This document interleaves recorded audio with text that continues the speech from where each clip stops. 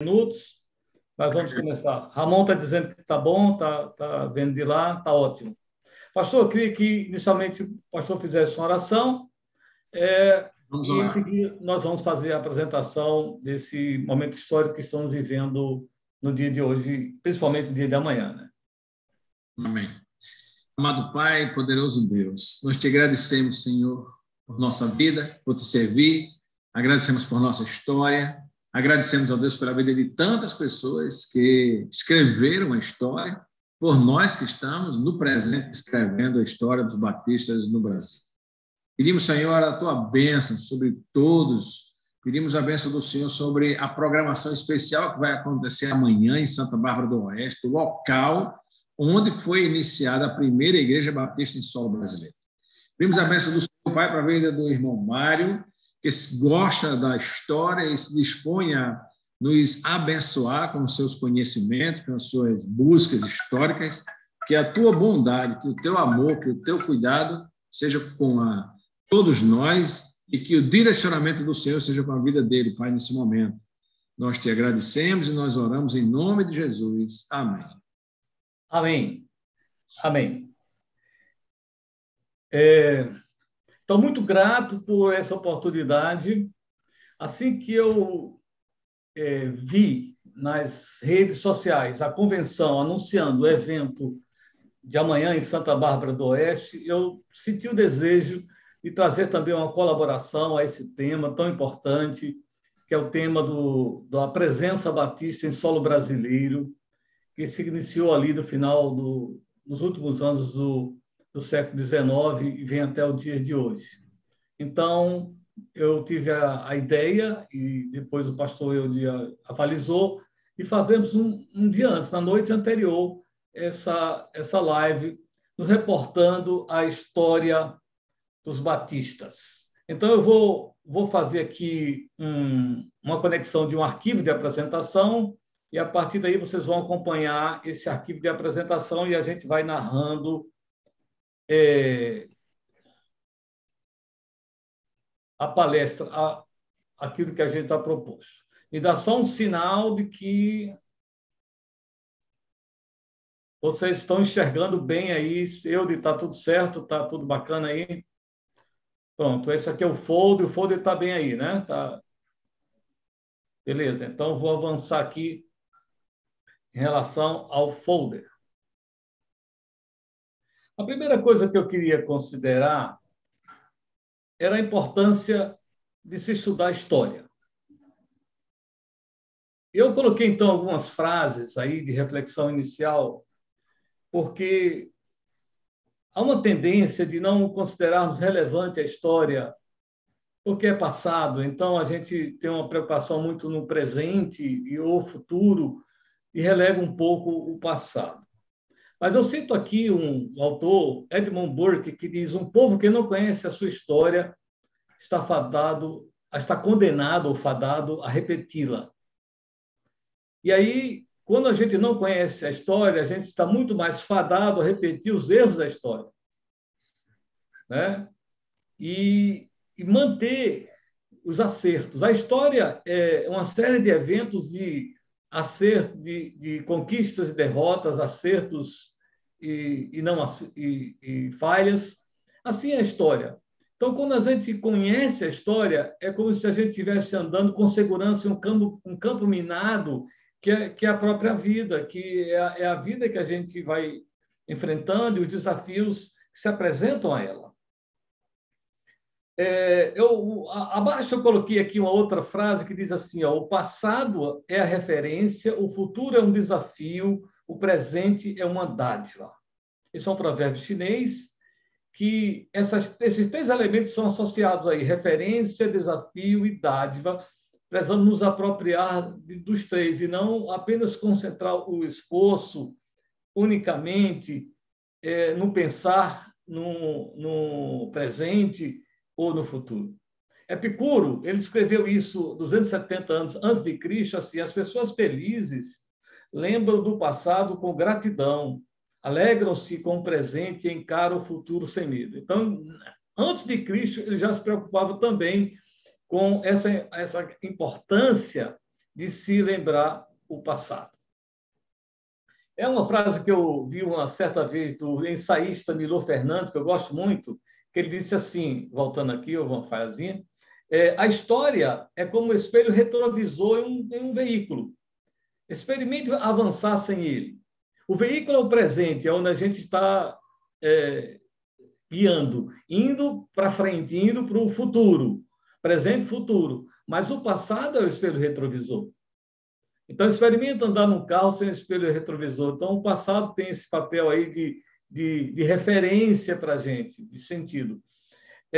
Nunca é tarde para pegar uma velha história e escrever um novo final. Nós somos a história hoje, nós somos a história hoje no presente, nós somos a geração que estamos fazendo a história. Você já parou para pensar em o que você está deixando de legado para as próximas gerações? Porque é muito fácil a gente, por exemplo, falando do ambiente de religião, da igreja, a gente, lá na igreja, a gente recebe tudo pronto, ordem de culto, o conjunto das mensagens, a estrutura, a carta doutrinária daquela igreja, né, a sua confissão de fé, mas a gente nunca para pensar que muitos anteriormente batalharam para entregar para você aquilo ali tudo pronto. Então, é esse pessoal do passado que lutou muito para entregar a igreja como você hoje a recebe, que a gente precisa lembrar deles, né? E aprender com os erros e acertos deles e fazer melhor para as próximas gerações. Por fim, o texto em Deuteronômio 32:7 diz: lembra-te dos dias da antiguidade, atenta para os anos de muitas gerações. Pergunta a teu pai e ele te informará, aos teus anciãos eles te dirão. Quando eu pensei nessa live, eu pensei em resgatar um título que foi de um livro meu, que alguns conhecem, chamado Raízes dos Batistas Potiguares. Vou aproveitar aqui o momento em que seja aqui e mostrar, se alguém não conhece. Esse aqui é o livrinho, Raízes dos Batistas Potiguares, que nós fizemos em 1984. 1984. Aqui, voltando aqui para o meu local aqui, da estante. Então, para essa apresentação, eu dividi em 3 tópicos. Primeiro, eu dei o título, Raízes dos Batistas no Brasil. Normalmente é breve história, um pouco da história, então eu gosto muito dessa expressão, raízes. Então, ela é dividida em 3 partes, raízes dos batistas no mundo, raízes dos batistas no Brasil, e como é raiz, o final são os frutos desse trabalho batista aqui no Brasil. Então, vamos fazer um apanhado inicialmente do mundo, depois chegar a como foi que começou no Brasil até os dias de hoje. Quantos de vocês conhecem alguma coisa disso que está posto? Quantos aqui conhecem, têm informações sobre a origem dos batistas no mundo, ou no Brasil, ou mesmo o fruto desse trabalho nos dias de hoje? Como é que é a estrutura existente hoje? Não sei se muitos, mas hoje, pelo menos, você tem a oportunidade de sair dessa live com um conjunto de informações sobre o nosso passado. Sobre a nossa origem no mundo, há 3 perguntas que normalmente se fazem a respeito do assunto. A primeira é: de onde vêm os batistas? A segunda é: quem fundou esse grupo protestante? E por que razão foi fundado e quando? Então, eu vou tentar responder essas 3 perguntas agora aqui para vocês, porque já é uma maneira de colocar vocês no sentido da história. Bem, quando se fala na origem dos batistas do mundo e da denominação batista, eu quero dizer algo assim interessante. Eu já li sobre a origem de muitas outras igrejas, desde a Igreja Católica, as igrejas de linha calvinista, como presbiterianos, episcopais, do anglicanismo, luteranismo. Mas, olha, a gente tem um diferencial na história que nenhuma dessas outras igrejas tem. Eu vou dizer isso daqui a pouquinho, por quê? Há um legado batista que é exclusivo da denominação batista, e a gente tem como missão relembrar isso. E dizer assim, olha, você está numa igreja que tem um legado histórico extraordinário. Mas, para falar desse começo, necessariamente, a gente vai ter que passar uma pequena abordagem, e aqui o sentido não é uma aula, mas é uma apresentação de passar por essas três teorias aí. Quando se fala em origem de batistas do mundo, vai se falar necessariamente da chamada teoria sucessionista, depois da teoria anabatista e depois da teoria dos separatistas ingleses. Veja, eu coloquei teoria, mas o que é história é o que é fato. Teoria é um aspecto da história, mas o que define um começo propriamente dito do ponto de vista do historiador é o fato histórico, é o documento histórico. Então, nós temos três teorias e só uma delas tem fato histórico, ou seja, tem base documental para afirmarmos assim, foi a partir daqui que começou. Então, a primeira teoria é chamada teoria sucessionista. Essa ideia de teoria sucessionista, ela no início na metade do século XX, autores americanos começaram a defender essa tese de que os batistas surgiram lá de João Batista, que quando batizava no Rio Jordão, próximo a Jerusalém. Aí ficou famosa com o nome JJJ, teoria JJJ. E daí ele vem numa linha de sucessão até os dias de hoje. Eu vou abrir aqui para vocês. O pessoal às vezes falou assim, quem tem apresenta live com biblioteca atrás, tem alguns que botam como imagem, não sei o quê, mas a minha é de verdade mesmo, tá certo? O livro aqui é uma coisa que eu tenho. Eu vou mostrar aqui de forma talvez inédita para vocês esse livrinho aqui, ó.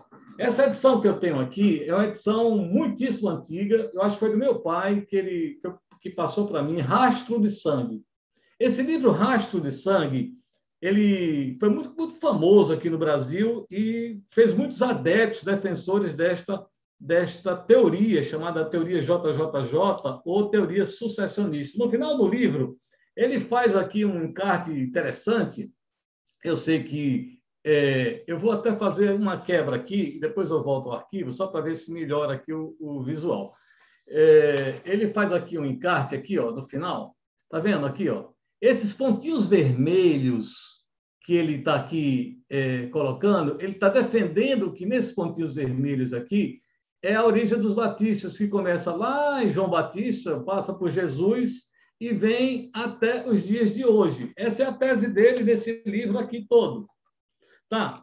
Ele vai falar aqui de grupos que existiram antes da Idade Média e durante a Idade Média, como donatistas, paulicianos, albingenses, valdenses, montanistas e tantos outros.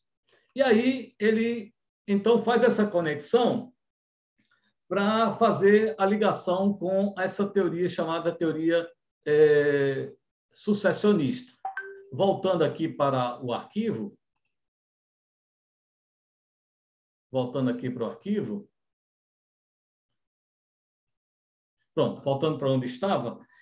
Embora esses grupos existiram de fato, mas não há nenhuma conexão entre eles, e, portanto, entre eles e os batistas a posteriori. Agora, tem uma linha de defesa doutrinária deles que tem uma coincidência com outros movimentos históricos que vão desaguar no movimento batista mais à frente. Uma outra teoria é a teoria dos anabatistas. Essa é também tão complexa quanto a anterior. Esse nome anabatistas quer dizer rebatizadores. É muito complexo definir a história desse grupo, porque eles foram muito dispersos e existiram em locais diferentes ao mesmo tempo, em tempos um pouco diferentes. Há informações de que tem batistas que já eram considerados anabatistas, aliás, antes da reforma, antes de Lutero, no norte da África, por exemplo, E depois, com a Reforma Protestante, eles cresceram e eles lutaram muito. Mas o grupo é muito complexo e os historiadores trabalham a teoria dos anabatistas com grupos de pensamento diferentes. Havia um grupo de anabatistas que eram chamados de espiritualistas. Então, para eles, a revelação direta, a revelação do Espírito Santo é mais importante do que a própria Bíblia. Então, esse pessoal espiritualista gostava do isolamento, e muitos deles existiram na Alemanha. Tem os racionalistas, aqueles que não criam nos elementos miraculosos da palavra, aquilo que, por exemplo, o que você não conseguia comprovar biblicamente, eles não acreditavam, assim, que era para ser um elemento de fé. Como a Trindade, por exemplo, como você não tem essa expressão originalmente na Bíblia, eles não criou, eram muito ao pé da letra, no sentido da interpretação bíblica, por isso chamados racionalistas. Havia os libertinos, que eram a separação total com o Estado, com qualquer religião, e outros evangélicos, que eram uma visão mais de batismo, de ceia, batismo de adultos, de regenerados. Então, esses grupos todos tinham pensamentos diferentes e viviam em lugares diferentes. Mas eles tinham um padrão de interpretação, apesar dessas coisas um pouco estranhas e até heréticas algumas, mas eles tinham um padrão que era comum. Eles defendiam sempre a separação entre igreja e Estado, a liberdade religiosa e o batismo regenerados. Esses pontos eram comuns em todos eles. Por isso que eles foram muito perseguidos. Foram perseguidos pela Igreja Católica, foram perseguidos por todas as igrejas da Reforma. Zwinglio perseguiu anabatistas e os afogou em Zurique. Calvino perseguiu anabatistas e os puniu severamente em Genebra. Lutero perseguiu anabatistas. Tem a tragédia de Münster, que é um assunto à parte na história. Cerca de 100.000 anabatistas foram mortos. O assunto é longo, não dá aqui para explorar, porque eles eram contra a qualquer relação de religião com o Estado. E a Igreja Católica tinha uma relação muito conectada ao Estado, e todo o movimento de reforma sempre foi um movimento relacionado com o Estado. Lutero tem relação com o Estado alemão, Calvino com Genebra, Zwinglio em Zurique, e assim os anabatistas naquela região passaram a ser perseguidos. E eles não gostavam desse nome. Nenhum chamava de anabatista. Nenhum desses grupos. Os intérpretes é que diziam, os críticos é que diziam esse nome. Então, eles gostavam muito de se chamar entre eles de irmãos. Os irmãos. Então, hoje em dia, quando você fala assim, irmão fulano, irmão ciclano, tem muito a ver com essa origem anabatista, porque eles chamavam entre si de irmãos. Bem, mas nem essa teoria associacionista, nem anabatista comprova a origem dos batistas aí. Os batistas, de fato, se originam dos separatistas ingleses, final do século XVI, início do século XVII. Pronto, essa história que define o início do trabalho batista no mundo, que é a partir dos separatistas ingleses. Por quê? Porque agora eu tenho aqui uma visão documental, eu tenho documentos que vão me comprovar a existência deste grupo chamado de batistas. A história dos batistas tem a ver com o problema da igreja anglicana, o surgimento da igreja anglicana. Não tem a ver com a reforma luterana, mas tem a ver com a reforma anglicana. E tudo começa com um rei chamado Henrique VIII, que esse homem, em função de um divórcio, ele rompeu com a Igreja Católica, com o Papa da época, e com esse rompimento ele estabelece um ato que chamou-se de Ato de Supremacia, em 1534. Nesse ato de supremacia se desligou, toda a Igreja Católica Anglicana se desliga da Igreja de Roma e passa a ser chamada de Igreja Anglicana. E ele passou a ser o líder, né, maior desta igreja. Isso começa aí em 1534, século XVI. Depois de sua morte, aí vem uma sucessão de herdeiros. O que assume após ele é um rei chamado Eduardo VI. Eduardo VI era filho de uma das esposas de Henrique VIII. Henrique VIII casou-se 5 vezes. Por causa do segundo casamento com Ana Bolena, causou todo esse problema. Mas depois ele até matou, né? Que é a história disso, e depois ele casa novamente. A terceira esposa dele, que foi Joana Seymour, ela teve um filho chamado Eduardo VI. Quando ele morre, é Eduardo VI que assume o trono, só que ele era jovem. E ele morreu e nem a idade adulta ele chegou. Ele assumiu muito jovem, ainda criança, e foi um conselho de regentes que conduziu. Mas esse conselho de regentes, tendo ele como rei, um rei adolescente, manteve a visão anglicana da Igreja Anglicana em separação com a Igreja Católica. E Eduardo VI, ele faz algumas coisas, quer dizer, o grupo regente, né? Ele autorizava, por exemplo, ele estabeleceu o culto em inglês, que até então era em latim.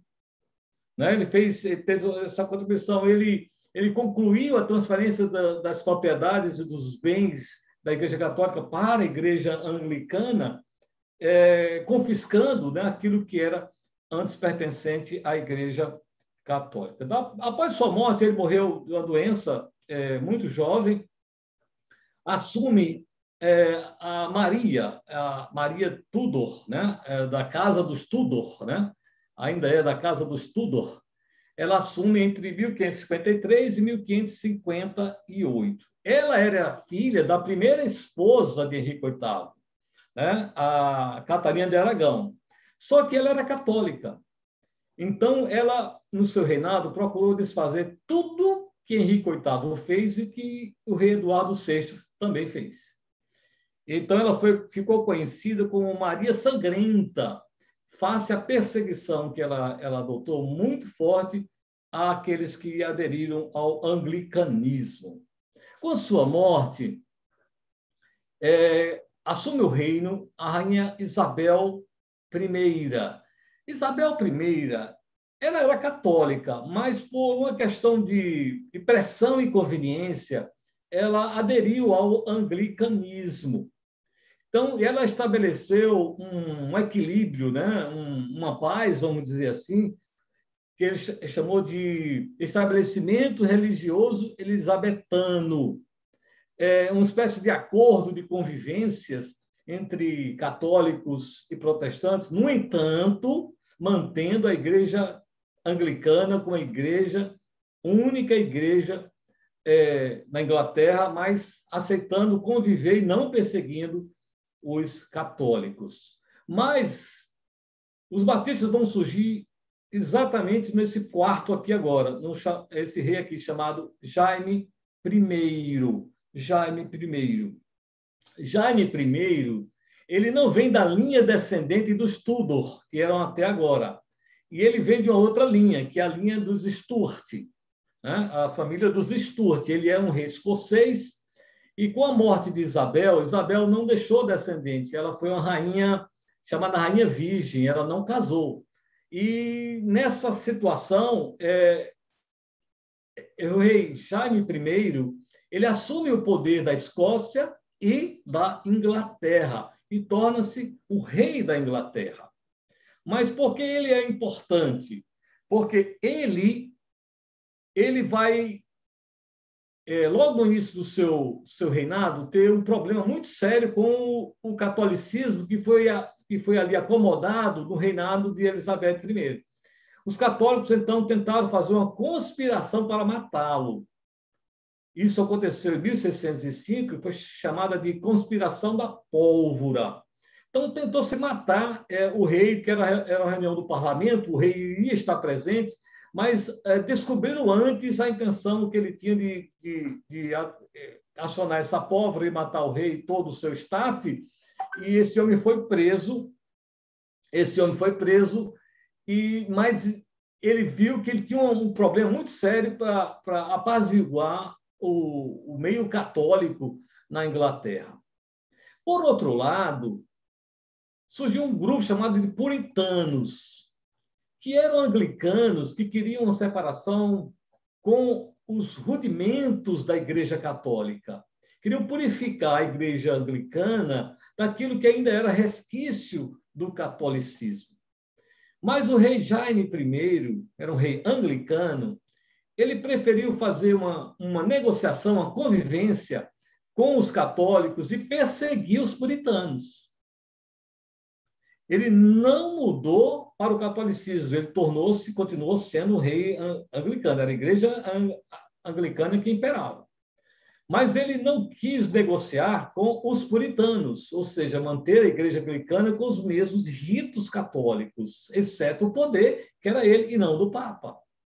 E desse grupo puritano surgiram duas divisões, que são os não separatistas e os separatistas. Os não separatistas, eles defendiam, junto à alta corte, que a igreja precisava ser purificada, mas sem provocar cisma na igreja. Já os separatistas, eles defendiam que a igreja anglicana era corrupta e deveria ser totalmente reformada, criar uma nova igreja pura e unicamente bíblica.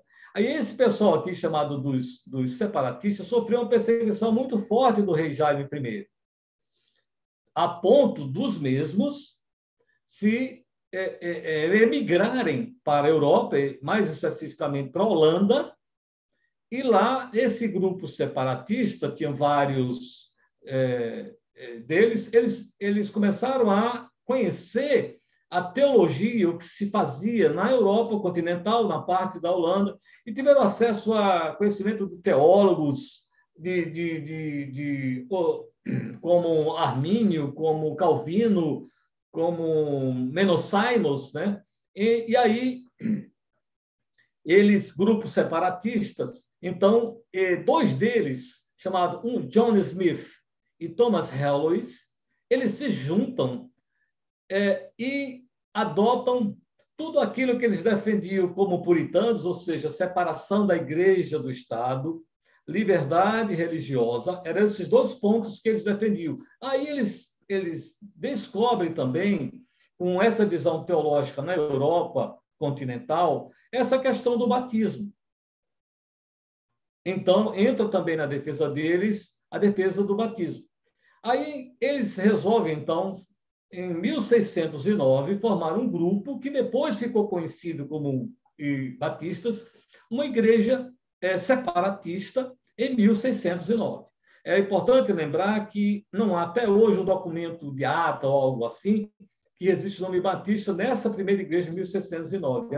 Ela é identificada assim após as interpretações dos desdobramentos do trabalho deles. Então, os primeiros batistas no mundo foram esses dois indivíduos aqui. Esse aqui, John Smith, ele era um teólogo anglicano, formado em Cambridge. Ele fez parte da igreja anglicana, na formação lá da igreja anglicana. Depois ele tornou-se um puritano, um crítico da própria igreja anglicana. Migrou para a Holanda e tornou-se um separatista. E lá, junto com Thomas Hallowes, ele formou o primeiro grupo batista em 1609. Mas depois, logo no ano seguinte, ele sai do movimento batista e vai para o movimento menonita por uma questão singular. Ele se batizou a si mesmo, ele fez o autobatismo e depois batizou os demais, na defesa do batismo dos regenerados, não do batismo infantil. Mas depois ele entrou em conflito com ele mesmo, pelo fato de ter ele mesmo o autobatismo. E aí ele teve um conflito com o próprio grupo que havia se formado, e ele resolveu sair e migrou para o grupo menonita, mas logo que ele entra, ele morreu, ele não teve uma vida longa nesse sentido, quando ele definiu voltar, fazer parte dos menonitas. Menonita é uma igreja que existe até hoje, ela tem uma linha muito anabatista. Os menonitas dizem, nós surgimos do Anabaptista. Nós batistas não, nós surgimos desses homens aqui, dois separatistas ingleses. Então, foi esse rei, Jaime I, no seu período, que surgiram os batistas lá na Holanda inicialmente. Depois, o seu colega, né, Thomas Helwys, que era um advogado, puritano também, separatista, ele migra para Londres, ele resolve voltar para Londres, e aí, em 1611, ele inicia o trabalho batista lá na Inglaterra, né, que é considerada um marco importante, esta igreja lá na Inglaterra. Um detalhe sobre o rei, James I, ele foi tolerante com os católicos, fez uma repressão muito forte com os puritanos separatistas. Mas tem uma coisa, um legado dele interessante, que talvez você tenha aí na sua casa, que é a Bíblia King James. A Bíblia King James foi algo que ele, o rei James, né? James, também chamado de James, ou Tiago, né? Também é James, ele que autorizou, né, 50 eruditos ingleses a produzirem a Bíblia, que ao final foi dado o nome dele, a Bíblia King James, que é o livro mais lido, né, na literatura inglesa. Até hoje eu tenho aqui a Bíblia King James, acho que muitos pastores também têm, que é uma excelente Bíblia, que foi do período dele. Thomas Helwys, ele fez uma declaração, chamou de Declaração do Mistério da Iniquidade, uma espécie de primeiro documento batista, em 1612, e que tem esse nome aqui, Short Declaration, né? Uma pequena declaração do mistério da iniquidade. Veja que ele defendia, já naquela época, essa separação da igreja do Estado e da liberdade do homem de cultuar. Olha o que ele escreveu aqui em 1612. Abre aspas. A religião do homem está entre Deus e ele. O rei não tem que responder por ela. E nem pode o rei ser juiz entre Deus e o homem.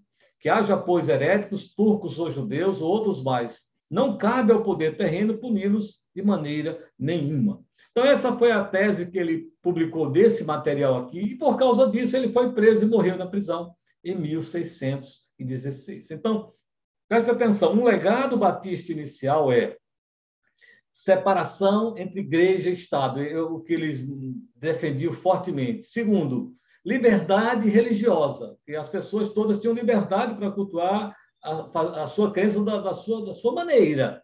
Isso era um outro legado batista. E é a questão do batismo, que foi também incorporado a todo o processo. Então, esses dois homens que iniciaram o trabalho batista, eles se empenharam na defesa desses argumentos que são, assim, legados importantes até hoje dos batistas. Então, a partir deles, podemos fazer uma divisão aqui dos batistas em dois grupos, batistas gerais e batistas particulares. Evidentemente que eles não colocaram esse nome nem nada disso. Os intérpretes, os historiadores, assim fizeram. Porque o grupo de John Smith e Thomas Helwys foram considerados batistas gerais. Porque eles, de fato, escreveram a Pequena Confissão de Fé, em 1611, mas a defesa deles da salvação, a chamada doutrina da soterologia, eles defendiam uma visão de expiação geral. E aí, por isso que eles foram chamados de batistas gerais. E praticaram o batismo por aspersão ou afusão. Interessante que os primeiros batistas não aplicaram o batismo por imersão. Foi o segundo grupo, chamado batistas particulares, que são pastores que vêm depois deles, de outra geração, que defenderam as mesmas coisas, separação igreja e Estado, liberdade religiosa, batismo dos regenerados, mas só que por imersão. Então, o batismo por imersão surge nas igrejas chamadas batistas particulares. E por que foram chamadas de particulares? Porque eles defendiam a doutrina da expiação limitada, só dos eleitos. E que Deus elege previamente pessoas para a salvação. Então, essa é uma visão calvinista de salvação. Então, assim houve uma divisão entre batistas. Eu sempre digo o seguinte, nós somos uma denominação de dois começos. Dois começos aqui, um em 609, tem o outro em 1616, mas mais à frente é que ele se firma em 1644 em diante, com o chamado batistas particulares. No Brasil também tivemos dois começos, e aqui no Rio Grande do Norte, dois começos. Então, a gente tinha um povo dos dois começos, mas é ótimo. Quanto mais começo, mais reforça a própria importância do início.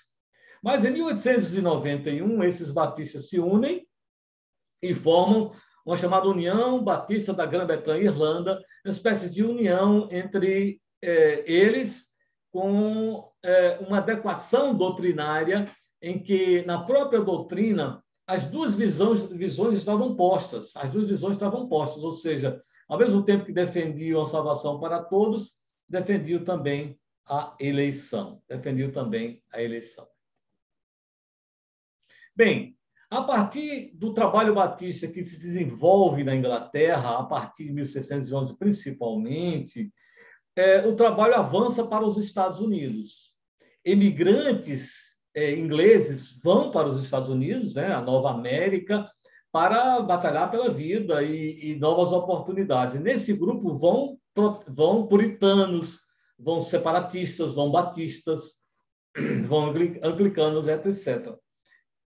E um homem chamado Roger Williams, ele começa em 1639 o primeiro trabalho batista em Rhode Island, e ele faz uma defesa muito importante desses mesmos princípios dos batistas ingleses, a que já me referi, e inicia o seu trabalho batista nos Estados Unidos, 1639.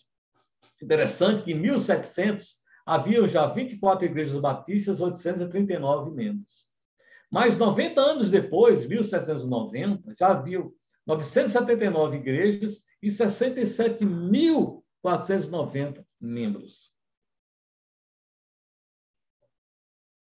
Outro fato muito importante é que, a partir dos Estados Unidos, começam a enviar missionários para o mundo inteiro para a expansão do evangelho.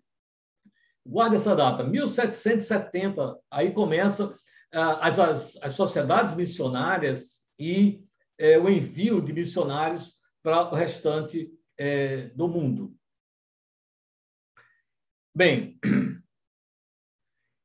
o que eu vou apontar aqui agora, que é dois elementos que têm a ver como causas para o início do trabalho batista no Brasil. Nos Estados Unidos, quando eles chegam, os imigrantes, não é como você vê hoje. Na verdade, formaram inicialmente 13 colônias, naquela parte nordeste e sul dos Estados Unidos, mas, com o tempo, eles entraram em uma rota de coalizão, porque os estados do norte se tornaram mais ricos e industriais, e os estados do sul, os estados mais voltados para o plantation, para a agricultura. E aí surgiu algo que é muito conhecido na história, chamada Guerra de Secessão, que foi entre os anos 1861 e 1865, entre os estados da União do Norte e os estados confederados. Quem vence? Os estados da União. E aí, muitos dos estados confederados do Sul resolvem sair dos Estados Unidos. E muitos deles vieram para o Brasil. E entre esses vieram batistas. Então, a Guerra de Secessão é uma das causas do início do trabalho batista no Brasil. E também a maçonaria. Vou explicar por quê. Porque muitos desses que vieram eram maçons. E a maçonaria foi um meio de poder se iniciar trabalho aqui no Brasil, face às restrições legais existentes na época, mas a maçonaria conseguiu ser um meio assim, de equilíbrio e fazer com que o trabalho, de alguma forma, começasse.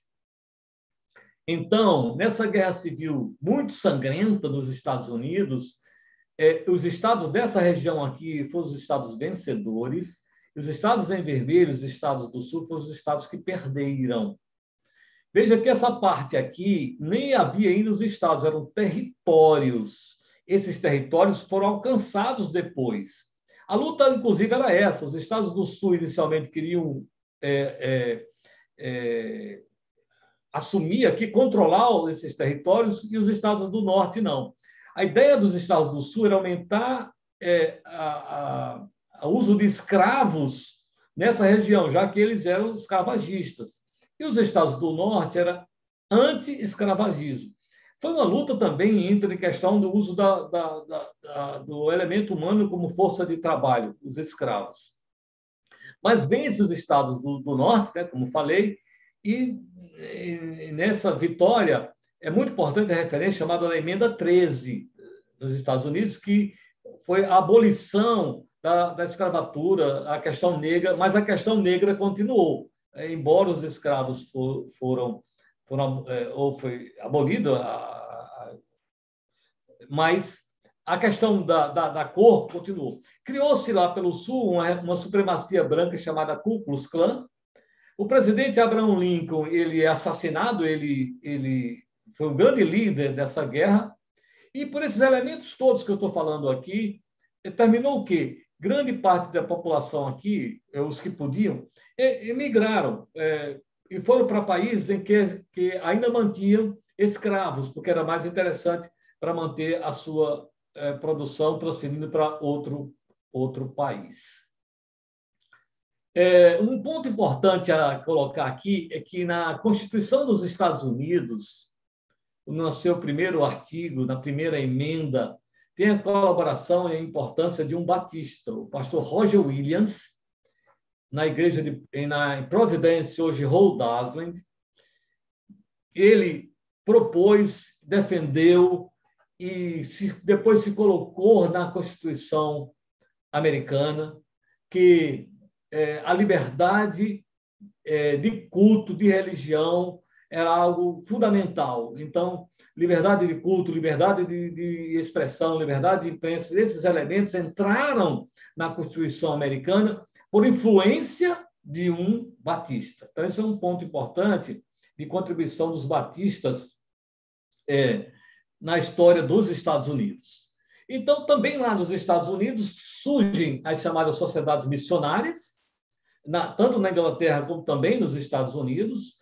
É criada a Convenção Geral dos Batistas dos Estados Unidos, aí por isso que a gente, a partir daí, passa a ser muito chamado de Batistas da Convenção, e vem indo até agora, no início do século XX, a criação da Aliança Batista Mundial. E nesse afã missionário, tem outro ator batista fundamental, está na história mundial, que é William Carey, o grande missionário, pai de missões da era moderna, né? A história dele é muito linda, aqui não dá para contar por causa do espaço de tempo, mas não foi fácil, né? O desejo dele de ser missionário na Índia. O meio batista em que ele estava era um meio sob influência calvinista e não o apoiou, então ele meio que forçou a barra para ser missionário em terras distantes, convencer aqueles pastores, aqueles líderes da sua época, que era importante evangelizar até os confins da terra, e ele foi, por isso, ele deu a vida por isso, e ele foi o primeiro grande missionário, né, nessa visão de longa distância, de lugares distantes, e ele é chamado de o pai das missões da era moderna, e ele é um batista. Os batistas têm grandes homens na história, como John Bunyan também, né, Roger Williams, como William Carey, Billy Graham, tantos outros, de influência de origem batista. Bem, dito isso, como foi então que começou o trabalho batista no Brasil? Bem, uma pergunta que se faz é: por que o trabalho batista só começou no século XIX, final do século XIX? Por que não começou antes? E como foi isso? Quais são as causas e consequências desse começo? Então, é uma questão importante. Por que o trabalho batista só começou efetivamente em 1870? Por que não começou em 1700? Veja que eu falei que desde os anos 1700, os americanos estavam já enviando missionários para o mundo inteiro, mas no Brasil não. O Brasil só chega aí pela segunda metade do século XIX, os primeiros missionários de todas as denominações. Por quê? Aí eu fiz essa figurinha aqui, ela é meu inédito, eu desenvolvi esses dias, que é assim, ó, o Brasil é dividido em fases, né, da história da economia, né? O Brasil pré-colônia, o Brasil que vai de 1500 a 1530, o Brasil colônia de 1530 a 1822, o Brasil império e o Brasil república. A gente hoje viu a chamada nova república e tal, né, da Constituição. Então, entre 1500 até 1553 aqui, não houve nenhuma presença protestante no Brasil, zero. Mas havia o domínio total da Igreja Católica em todos os lugares do Brasil. Bem, antes de iniciar o trabalho protestante de fato, que foi no século XIX, só tivemos 2 incursões protestantes anteriores, mas todas fracassaram. A primeira foi em 1553, com a presença de huguenotes franceses, eram religiosos franceses e também militares, que entraram na Baía da Guanabara para criar ali a chamada França Antártica. Mas não deu certo. Também é um assunto interessante. Tentaram estabelecer um trabalho protestante ali, né, de visão calvinista, mas não se firmou. Essa foi uma experiência que ocorreu em 1553. Engraçado que os franceses, quando foram perseguidos por Villegagnon, na fuga ali na Baía da Guanabara, o navio teve problemas e alguns tiveram que nadar para o continente. E esses que chegaram ao continente foram mortos sumariamente pela liderança católica existente ali naquela ocasião. Então, o catolicismo também cometeu essa questão de matança de protestantes no Brasil, que eles fazem muita ênfase ao contrário com relação aos holandeses aqui. Em 1630, né, é a segunda experiência e presença protestante no Brasil, com a chegada dos holandeses no Nordeste, Recife em particular, mas também em outras partes, até mesmo aqui no Rio Grande do Norte, chegaram a ter algumas incursões e tentar-se também estabelecer um trabalho protestante aqui na região Nordeste, mas também não vingou. Então, o primeiro trabalho, de fato, protestante no Brasil, lembre-se que o Brasil foi criado em 1500, só ocorreu no ano de 1855. Então, muitos anos sem nenhuma presença protestante aqui. Com a chegada, né, do pastor Robert Cayley, iniciou a Igreja Evangélica Fluminense, 1555, que depois se tornou congregacionais. Os presbiterianos surgiram em 1859, com Ashbel Green e Simonton. Então, essas denominações elas foram as primeiras protestantes aqui. E os batistas, eles surgem aqui, ó, esses verdinhos aqui. Ó. A primeira experiência batista foi em 1859, com a vinda do missionário Thomas Jefferson Bowen, já vou falar sobre ele, e depois a experiência em 1871 em Santa Bárbara, e depois em 1882, corrigindo, em Salvador. Mas, olha, o que impedia, aqui em 1882, aqui, 22 está errado, o que impediu a entrada de protestantes em datas anteriores? Um aspecto era o aspecto religioso, o domínio da Igreja Católica impedia. O outro foi um aspecto legal, que tem a ver com a Constituição. A Constituição brasileira, a primeira delas foi em 1824. No seu artigo 5º, olha o ano, 1824, no seu artigo 5º, dizia assim, ó, a religião católica apostólica romana continuará a ser a religião do império. Todas as outras religiões serão permitidas com seu culto doméstico ou particular em casas para isso destinadas, sem forma alguma exterior do templo. Então, você não podia estabelecer um trabalho protestante nesse período.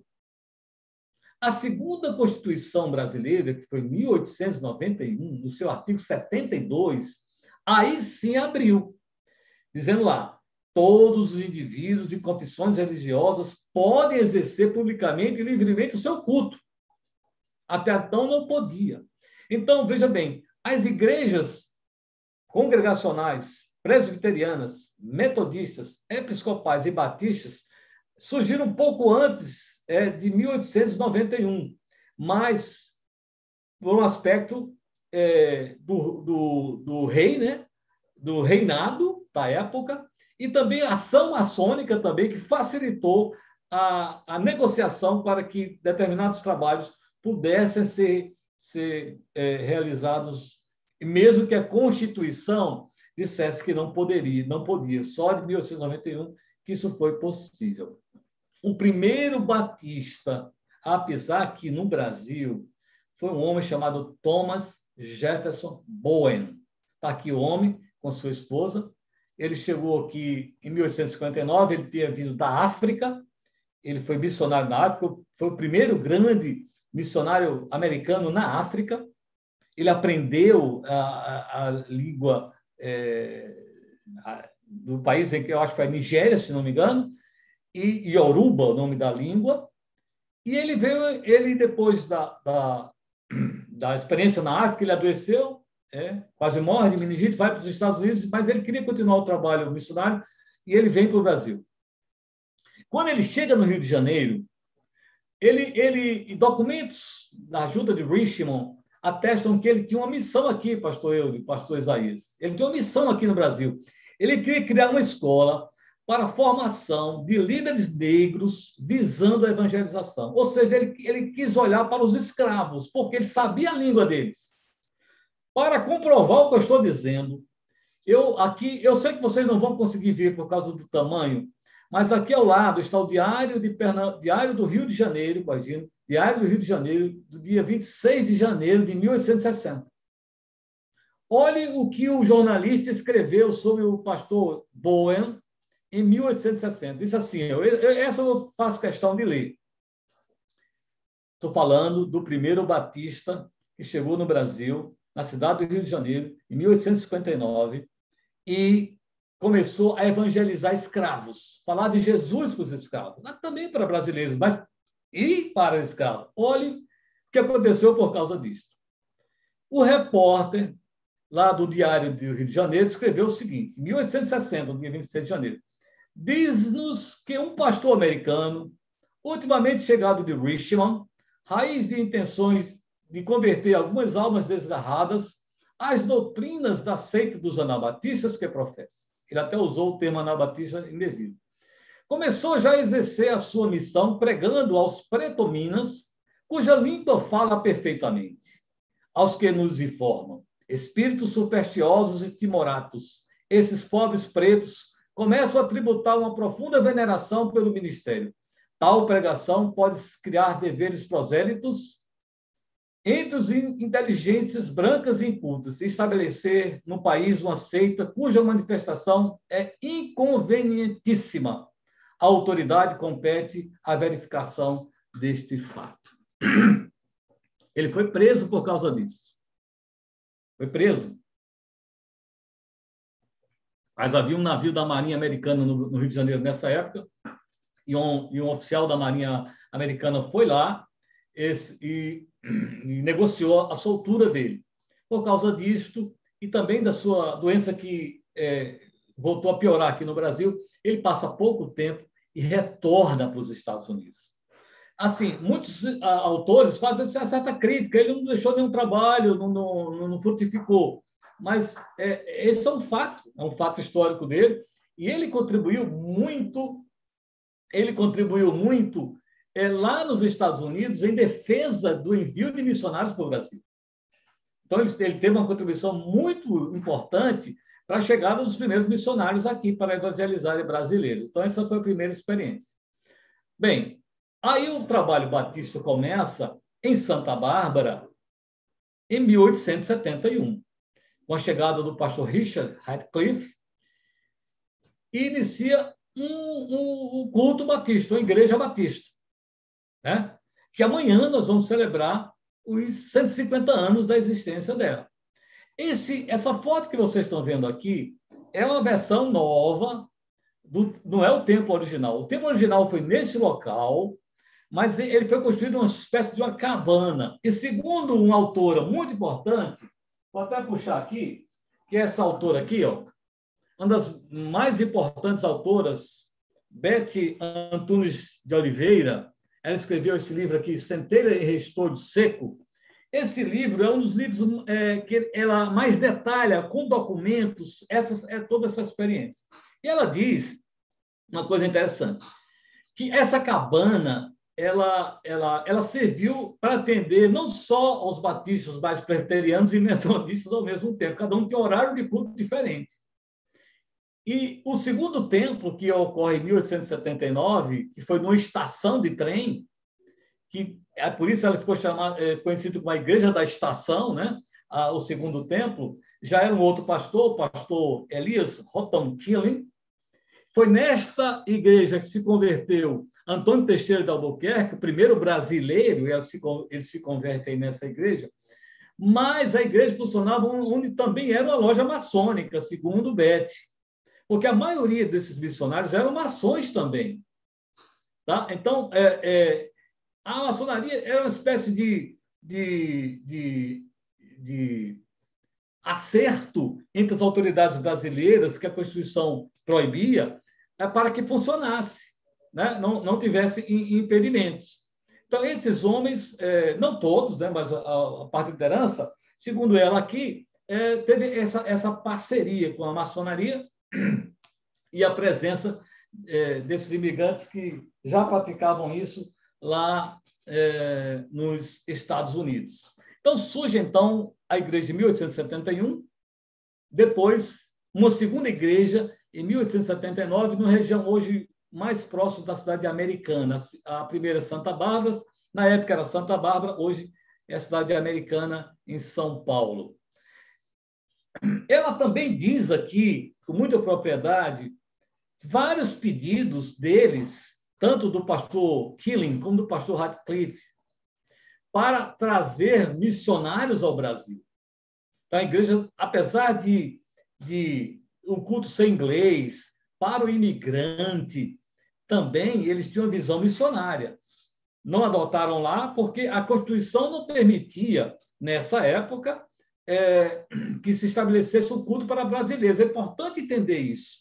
Somente em 1991 é que pôde fazer isso. Então, eles não podiam fazer. Por isso, o culto era inglês para imigrantes, mas surgiu esse brasileiro lá, o Antônio Teixeira de Albuquerque, que saiu de Maceió, foi para Recife, foi para São Paulo, de São Paulo foi para lá, e ele serviu como tradutor e ele, tendo conhecido a doutrina batista, ele era metodista originalmente, ele aceitou e o trabalho batista tornou-se o primeiro batista. Ele foi batizado em um rio, né, um batismo por imersão, e a consagração dele no ministério foi no mesmo salão maçônico. Então, tem esse outro detalhe, embora ele não fosse maçom. Bem, a partir daí, o trabalho avança até que surgem os primeiros missionários vindos dos Estados Unidos, por influência do Bowen e por influência das igrejas em Santa Bárbara.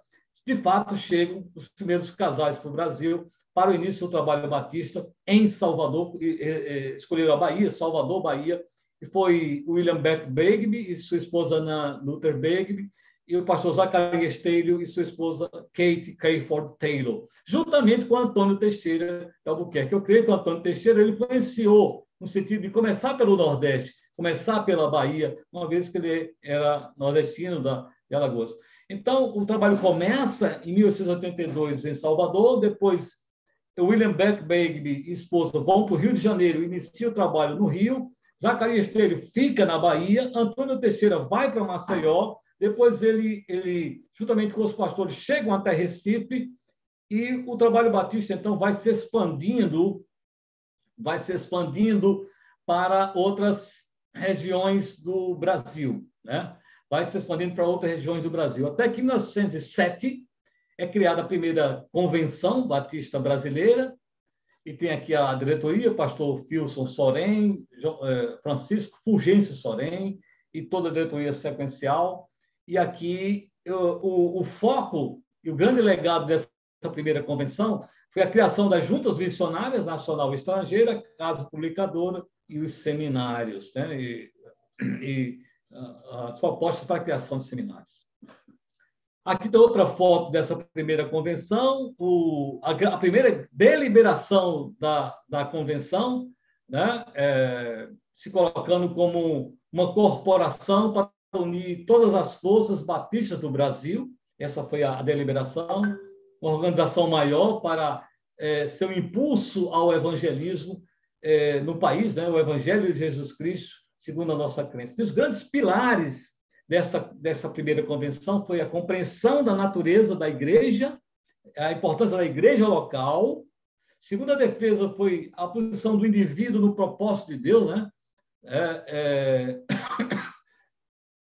A importância do sacerdócio universal do crente, nessa visão aqui, o governo democrático de igreja e o princípio da cooperação. Foram esses 4 elementos que nortearam a criação da primeira convenção. E aí, é o que eu estou dizendo, o trabalho batista teve um estrato, porque tem muitas igrejas, por exemplo, muitas denominações que elas iniciaram, mas se concentraram ou no sul do Brasil ou no norte do Brasil, e muito depois é que elas avançaram. Os batistas não.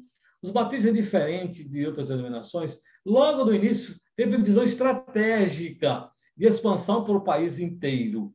Por exemplo, eu coloquei aqui 4 nomes, mas poderia ser muito mais do que isso. Eleger esses 4 foi uma tarefa difícil.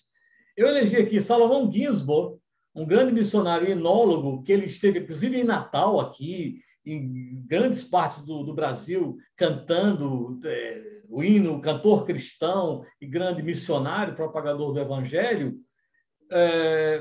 Do lado esquerdo, Eurico Nelson, que é o grande apóstolo da Amazônia, ali em Belém do Pará, o grande... Quer dizer, os batistas logo também... veja a estratégia. Os batistas não se concentraram só em Salvador. Então, foi uma parte para o norte, foi outra parte para o nordeste, avançando as capitais. E também tem um outro casal maravilhoso, que desde criança eu ouço falar deles com muito carinho, que é Zacarias e Noemi Campelo, os grandes missionários batistas entre os índios brasileiros, né? Então, assim, eu faço aqui uma menção honrosa a esse casal, e ao pastor João Filson Sorém, que foi o primeiro presidente da Aliança Batista Mundial Brasileira, né? Bem, por fim, o que é importante dizer que o grande legado dos batistas, na minha visão, são seus princípios. A denominação ela não tem uma complexidade nisto, seus princípios são muito claros.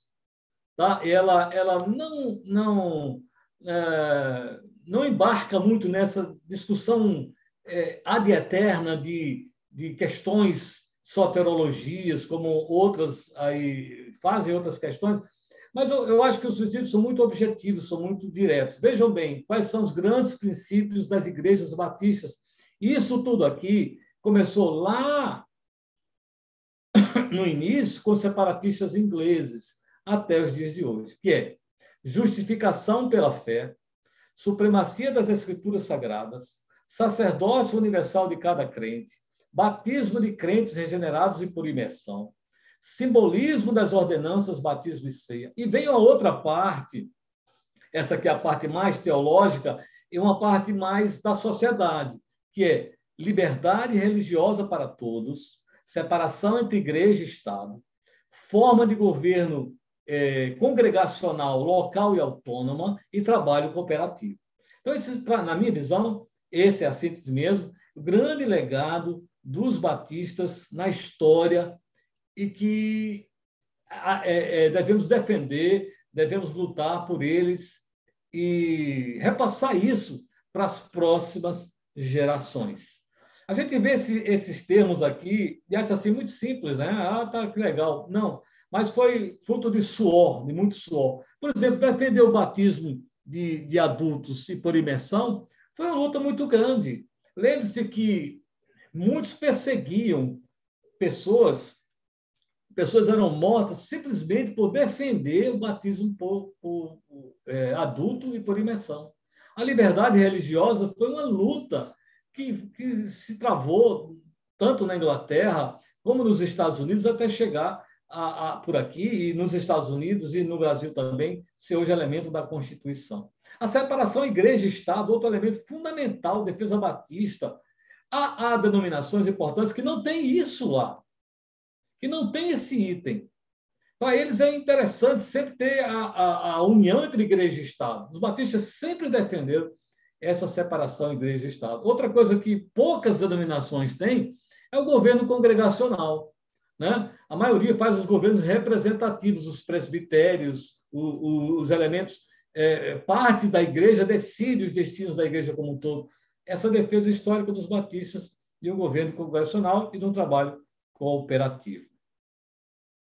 Aí o trabalho, como fruto, se desenvolve a partir da Aliança Batista Mundial, né?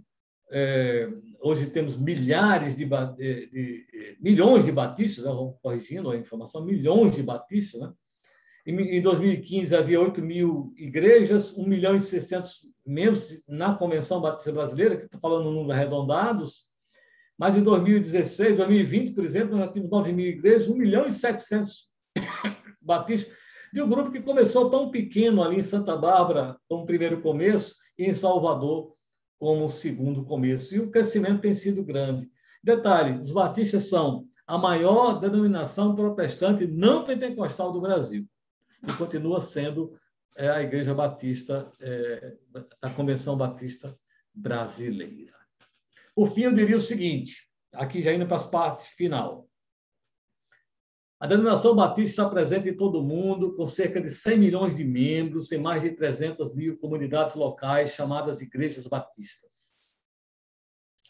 Tem uma frase do historiador Salomão Reinach, considerando tudo que eu falei anteriormente, ele chegou à seguinte conclusão, pastor Eudes: de todos os cristãos atuais, os batistas são, talvez, o único onde um cristão do ano 100 não se sentiria muito desambientado.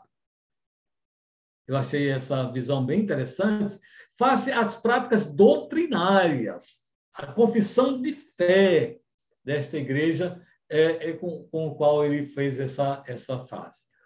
E, por fim, não surgimos por divisão, como muitas igrejas surgiram, nem por proselitismo, ou seja, uma pessoa entra dentro de uma igreja para tirar pessoas para formar uma outra igreja. Nós surgimos ao redor de princípios. E é esse que eu falei há pouco. Suficiência das Escrituras, sacerdócio universal do crente, ou seja, eu vou direto ao Pai sem intermediários.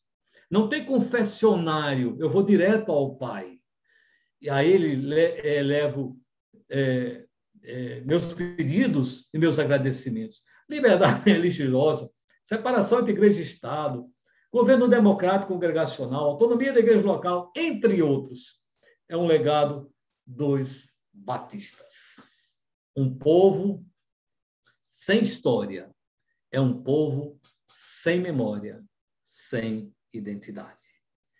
Aqui eu estou finalizando essa contribuição para vocês aí. Eu sei que eu falei em ritmo muito alto, né?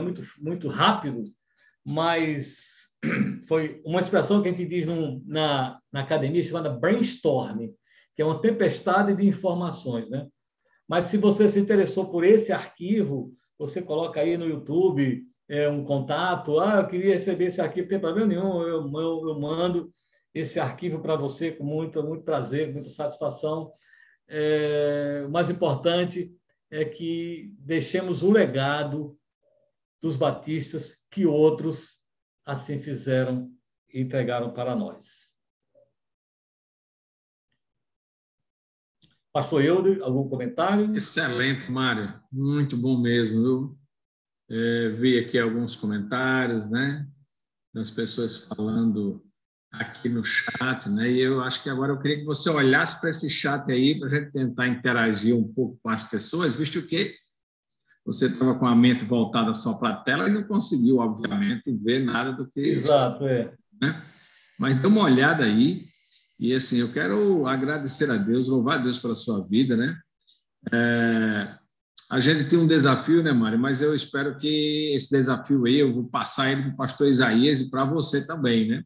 O pastor Isaías será o nosso novo executivo da Convenção Batista, tomará posse agora no dia 11, na nossa próxima Assembleia da Convenção Batista Norte Rio Grandense, que será na primeira Igreja Batista em Goianinha. E o desafio que eu quero passar é atualizar o livro Raízes dos Batistas Potiguares.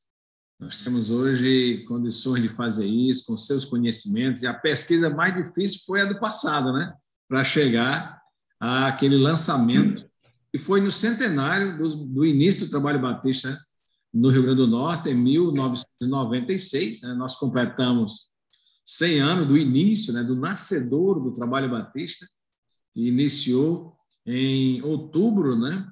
De 1896, e agora completou em 96, em 1996, 100 anos, e nós estamos aí para 125 anos agora, esse ano, né? E assim, é bênção ver isso. E a Convenção Batista, ela completou aí 72 anos esse ano, né? Em abril, né? Completou, eu acho que a data, me falha assim, mas é 19 de abril, se não me falha a memória. Se você estiver conosco aí, tiver certeza dessa data, mas é 19 de abril, nós completamos 72 anos agora, do início da Convenção Batista. Você vê como você falou aí uma coisa muito interessante, Mário, sobre a nossa história. A Convenção Batista, que é o órgão que une as igrejas batistas no Rio Grande do Norte, ela tem 72 anos. Mas a presença batista aqui tem 124 anos. Então, isso mostra o quê? A importância e a ação das igrejas, que elas nascem plantando igrejas umas às outras, e depois é que elas se organizam em estrutura denominacional para poder treinar novos líderes, para ter as escolas, seminários, e para fazer ações que sozinhas elas não conseguem fazer. Nós temos uma missão, que é levar o evangelho do nosso Senhor Jesus até os confins da terra.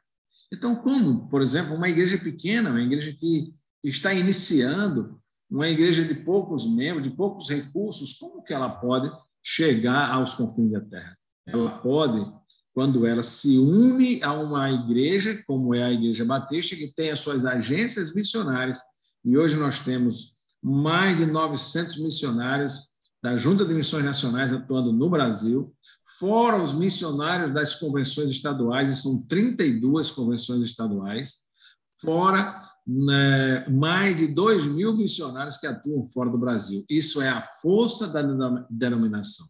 Enquanto também os batistas têm aí, estão completando 150 anos, a Convenção Batista tem pouco mais de 100 anos de organizar. Então, assim, isso mostra essa nossa vida, né? Então, pastor Isaías, eu lhe transfiro esse desafio, viu? De junto com o Mário, que a convenção possa reeditar uma segunda edição desse livro, Raízes dos Batistas Potiguares. Nós tentamos fazer isso, né, Mário? Mas não deu tempo, a gente queria, quem sabe, até lançar, né, essa segunda edição na Assembleia da Convenção Batista aqui no Rio Grande do Norte. Foi em Natal, não foi possível, mas a gente não pode desistir de atualizar essa nossa história para as gerações vindouras, não é isso? A história da igreja, a gente resgatar a história da igreja, é tão importante quanto nosso conhecimento bíblico sobre a história do povo de Deus. Afinal, a igreja hoje é a continuação da história do povo de Deus nos dias atuais. Então, a gente dá um passo à frente, verificando tudo que aconteceu atrás para aprender, né? Com os erros e acertos das gerações anteriores. Eu lembro, quando eu tinha 18 anos, e eu perguntei ao meu pai, como é que começou o trabalho batista aqui no Rio Grande do Norte? Ele dizia, foi a primeira igreja de 1919. Mas eu ouvi falar que teve alguma coisa antes. Pronto, ele disse isso, eu fiquei curioso. Que negócio foi o negócio antes? Aí vou sair perguntando. As pessoas não sabiam. Ninguém sabia. Então, Deus levanta pessoas, aí eu fui convocado e não sabia que ia ser tão penoso.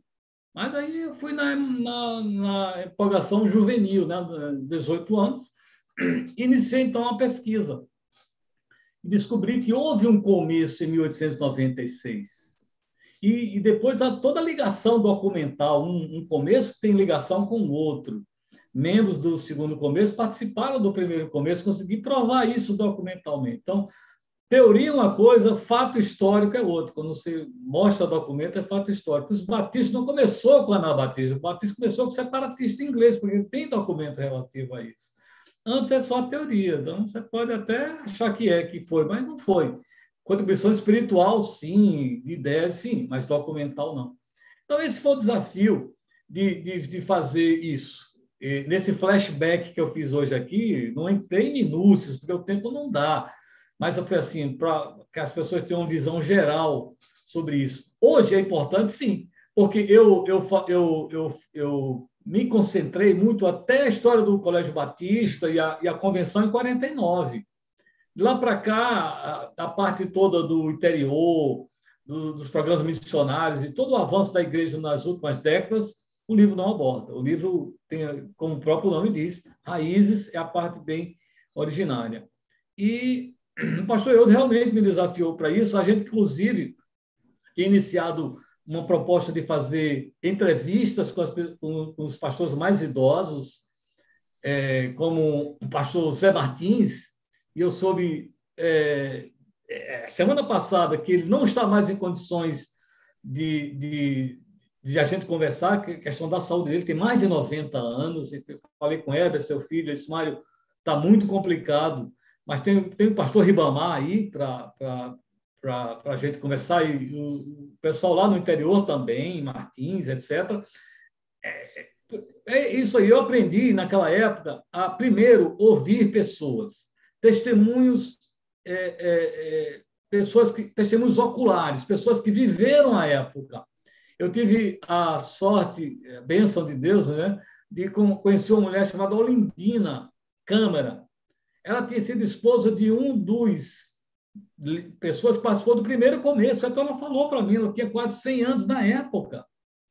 Isso em 1980, 80 e poucos.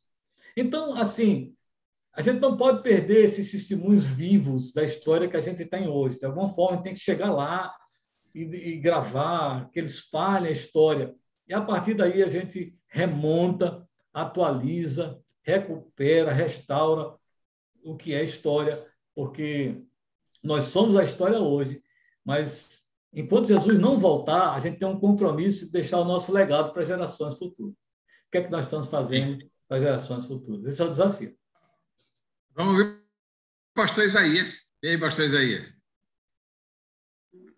Boa noite, meus irmãos. Boa noite, pastor Eudes, irmão Mário. Primeiramente, parabenizar o irmão Mário pelo excelente trabalho de pesquisa, né? Acredito eu que custou aí algumas horas, né? Algumas noites e trabalho de pesquisa, principalmente histórico, dá realmente muito trabalho, né? Mas o trabalho foi realmente de excelência, parabéns. Como o pastor Eudes falou desse desafio, né? Realmente é um desafio, fazer essa segunda edição, trazer essa história para o nosso tempo, né? Para que essa geração possa conhecer, né, a nossa história. Nós vivemos, né, pastor Eudes, irmão Mário, um tempo em que as igrejas estão cada vez mais e elas perderam esse senso realmente da denominação, perderam realmente o senso de que precisamos conhecer a nossa história para que possamos seguir em frente, né? Então, acredito eu que realmente será um desafio, mas um desafio gostoso, porque vai ser coordenado aí pelo nosso irmão Mário, que ama aquilo que está fazendo, né? Então, realmente, irmão Mário, acho que o grande desafio seria ouvir, né, gravar essas entrevistas, porque nós não podemos perder, né, essas histórias, esses legados históricos, né? Como a nossa denominação começou e como ela continua, e isso assim nos faz cada vez mais ficarmos apaixonados, né, quando conhecemos a nossa história no tempo que vivemos hoje numa sociedade líquida, né, numa sociedade que cada vez se desfaz daquilo que tem sido construído. Então, Parabéns, viu? Parabéns. E parabéns a todos os batistas, né, pastor Eudes? Verdade. Nós, né? Parabéns para nós, 150 anos, né, amanhã. Anos estamos 150 anos do início do trabalho batista no Brasil, e terá uma grande celebração. Você vai ver isso aí nos canais da Conversão Batista Brasileira, no YouTube, você vai poder assistir, né? Porque para ir a Santa Bárbara não é mais possível. Aconteceu uma celebração aí em um teatro da cidade, com vagas limitadas. Algumas pessoas do Brasil estão indo, fizeram inscrição antes, né? Mas é um teatro pequeno. A liderança da Conversão Batista do Estado de São Paulo, a liderança da Conversão Batista Brasileira e líderes batistas do Brasil estarão ali juntos, né? Juntos, celebrando por essa data tão especial.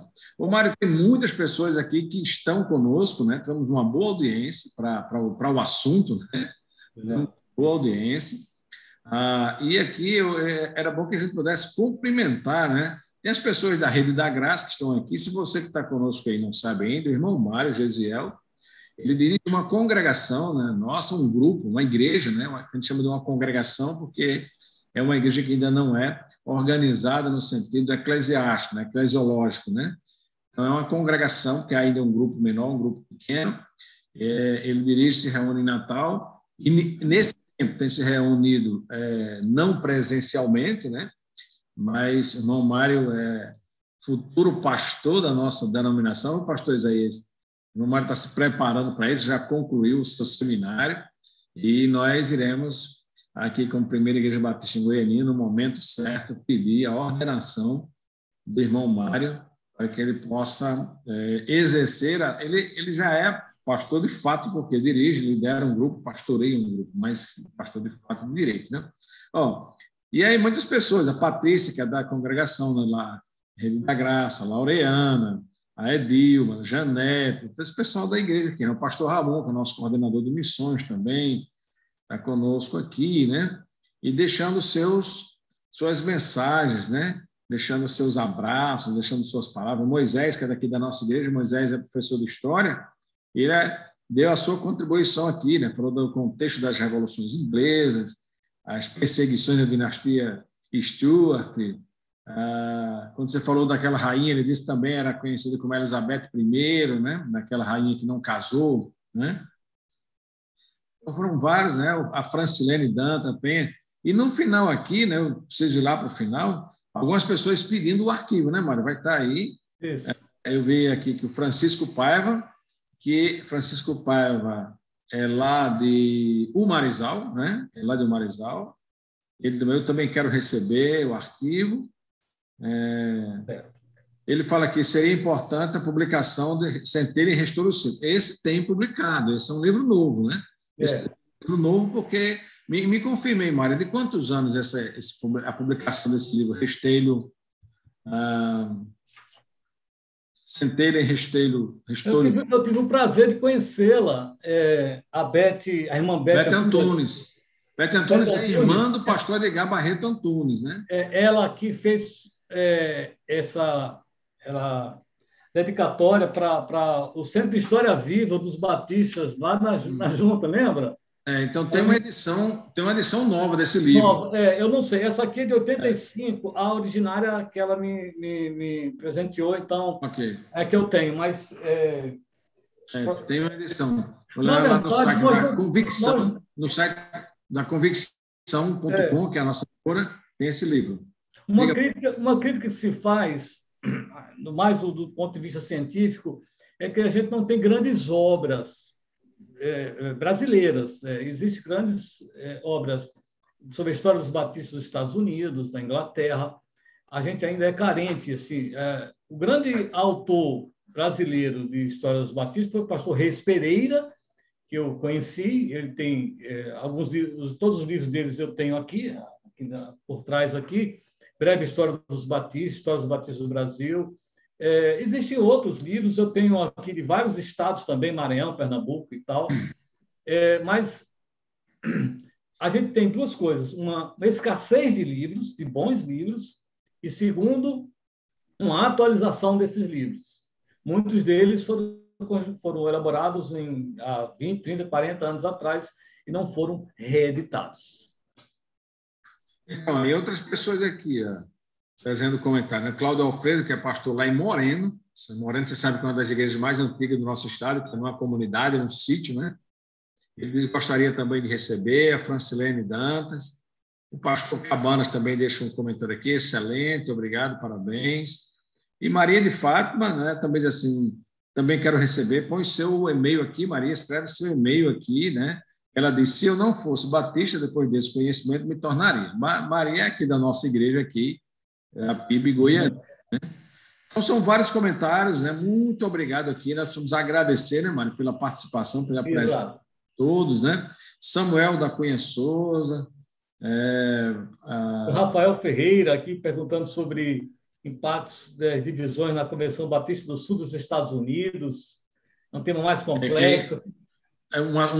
Isso aí é uma outra aula, né? É uma outra, todos Missão do Norte, Missão do Sul, movimentos mais modernos, né? Que sempre tem em todas as denominações, não é mérito só do Batista não ter, também tem as crises, discussões, divisões, faz parte. Exato. Isso parte daqueles pilares que você cita como a liberdade de expressão. Liberdade, isso. Liberdade de expressão. Então, como seres humanos, nós temos a nossa liberdade de se expressar. Né? Edinaldo Bahia também coloca uma mensagem aqui. Boa noite, graça e paz a todos, amados. Muito maravilhosa.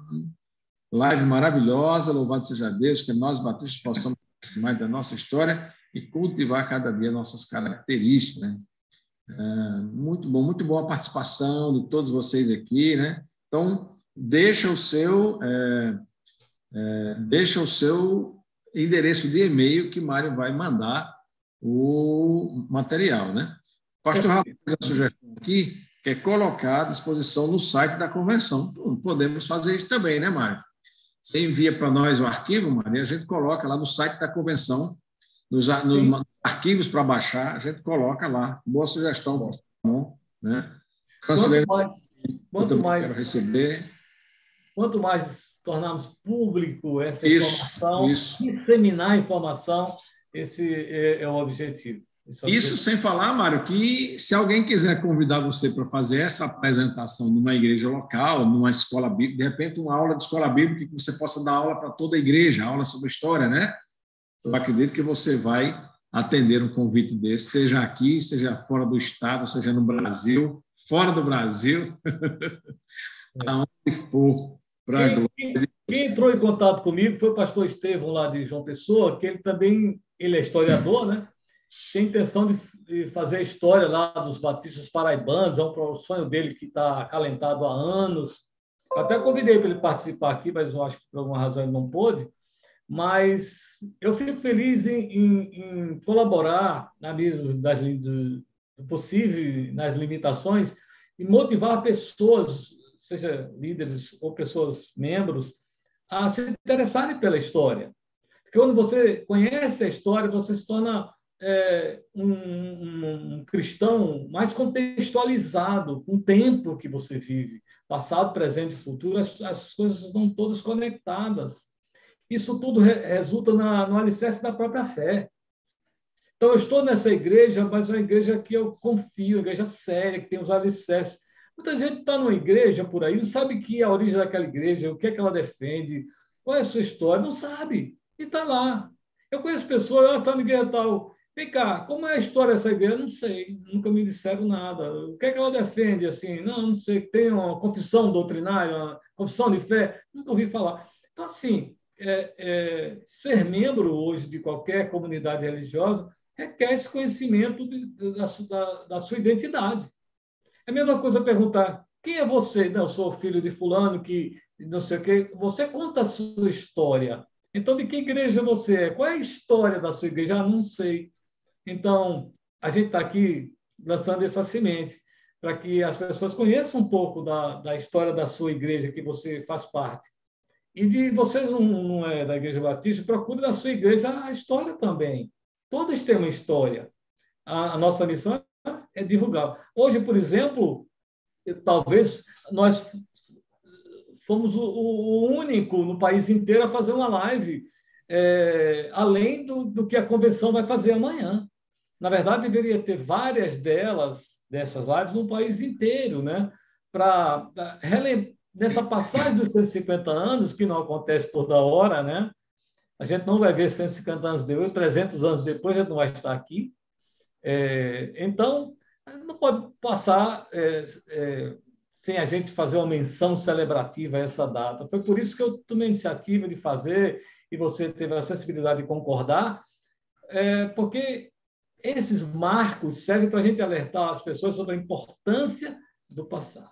Porque o povo que não conhece a sua história está fadado a repeti-la, né? Já dizia lá o historiador. Então, quanto mais a gente conhece a história, a gente consegue dar os passos mais de acerto do que erros, considerando o passado que já foi vivido. Sem dúvida, sem dúvida. E eu lembro, assim, só para a gente finalizar aqui, eu tive uma experiência marcante. Eu fui pregar no aniversário do início do trabalho evangélico lá em Apudi, a convite da Igreja Batista lá, do pastor Wellington, né? E eu comecei a pregar, e antes eu sempre dei uma palavra denominacional, eu falei um pouco da história, um pouco da nossa ação, seja a ação missionária, seja as ações humanitárias, a nossa participação em tudo isso. E no final do culto se converteram algumas pessoas, no final da pregação, e uma pessoa chegou para mim e disse assim: eu vou dizer uma coisa para o senhor, eu me converti quando o senhor começou a falar sobre a igreja, da história, da ação, do tempo, da fundação, da presença, da atuação, porque eu já era convertido a Jesus, eu não tinha uma igreja ainda para me congregar. E eu decidi por me congregar na Igreja Batista quando o senhor começou a falar da história, baseado na palavra que a Maria de Fátima disse aqui. Se eu não fosse batista, hoje eu iria me converter à Igreja Batista, né? Porque às vezes as pessoas entendem assim, são muitas igrejas hoje em dia, Deus é um único Deus, isso é verdade, mas nem todas as igrejas são iguais e nem todas as igrejas pregam verdadeiramente a palavra de Deus como única regra de fé e de prática. Então, é bom que haja essa observação da sua parte, né? Porque a gente vive hoje momentos em que as igrejas têm se tornado até um negócio para algumas pessoas. E abrem igrejas, mas com igrejas que são de propriedade de homens, né? Eles são dele, aquela igreja é dele. Então, não vamos entrar nesse mérito aqui, né, meus irmãos, meus colegas aqui, mas é difícil hoje em dia. Então, eu queria que a gente finalizasse, Mário. Não sei se você quer mais acrescentar alguma coisa, o pastor Isaías também, dá uma palavra aqui. Podemos encerrar com a oração com o pastor Isaías, né? Mas antes, só dizer que eu tenho muito orgulho de dizer que sou batista, porque talvez sejam um dos únicos grupos que, desde o início até hoje, defende a liberdade religiosa. Algo muito caro, que a partir daí a gente tem a liberdade de anunciar o evangelho também em todos os lugares. Então, foi uma bandeira, né? A liberdade de crença, uma defesa histórica dos batistas, né? Isso me orgulha muito, além dos outros elementos fortes que vêm desde o seu início, que aqui foi dito aqui nessa live de hoje. Que foi falado possa resultar em sermos crentes melhores, mais fiéis à palavra, conhecendo a história, a nossa história, e com a motivação necessária para dar o testemunho a quem cruzar sua frente como cristão nesse mundo moderno de uma sociedade líquida, né? Como disse o pastor Isaías, que o desafio é muito maior. Hoje, o testemunho hoje é central para a igreja evangélica brasileira e mundial, e acho que a história pode dar uma contribuição aí, quando a gente conhece o senso de responsabilidade, o senso de direção que a gente pode ter a partir do nosso conhecimento da história. Maria Padeira aqui lembrou da Bíblia em planilha eletrônica, né? Isso aqui não dá para a gente falar muito mais aqui, mas eu quero que você saiba que Mário organizou toda a Bíblia, algumas versões da Bíblia, em planilha de Excel. E, assim, você pode adquirir isso também, coloca aqui, para você conhecer sobre a Bíblia em planilha eletrônica, né? Tem um Instagram da Bíblia, né, Mário? Fala dos endereços eletrônicos da Bíblia aí, Mário. Bem, falar a Bíblia seria uma outra live, até fico à disposição para uma outra live só para a gente aqui falar sobre a Bíblia. Eu uso a Bíblia em planilha direto para os meus próprios estudos, a preparação das mensagens. é um arquivo em Excel que contém 6 Bíblias, 6 versões de Bíblia, 4 em português, 1 em espanhol e outra em inglês. Foi uma trabalheira imensa que eu tive de fazer isso, mas fiz isso com muito carinho, porque é a preservação da palavra de Deus e ela hoje é distribuída através das redes sociais, e-mails para muitas pessoas, até fora do Brasil. Esse trabalho já chegou e as pessoas compartilham isso. Estou muito feliz, eu fico muito emocionado em poder ter dado essa contribuição, que afinal é a palavra de Deus. E, entre as coisas que eu fiz, eu reputo esta como a mais importante, ter elaborado esse arquivo.